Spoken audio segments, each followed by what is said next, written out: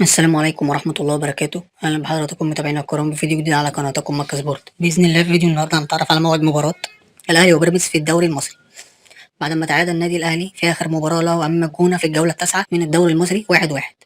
ونتعرف على القنوات الناقلة للمباراة وملعب والتوقيت والتشكيلة المتوقعة للمباراة وجدول الترتيب.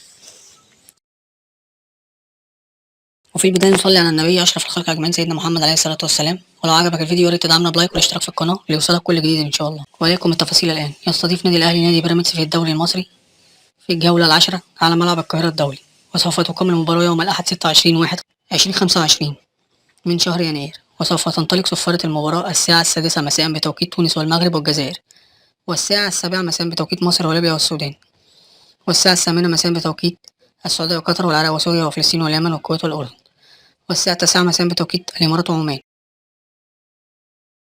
وسوف تذاع المباراة على قناة أون سبورت 1.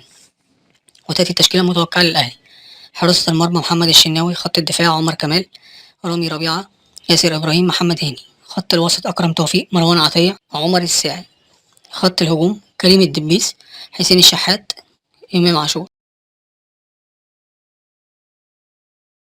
أما جدول الترتيب يأتي الأهلي في المركز الثاني برصيد 19 نقطة، أما بيراميدز في المركز الأول برصيد 20 نقطة. وفي النهاية لو عجبك الفيديو ياريت تدعمنا بلايك والاشتراك في القناة ليوصلك كل جديد إن شاء الله.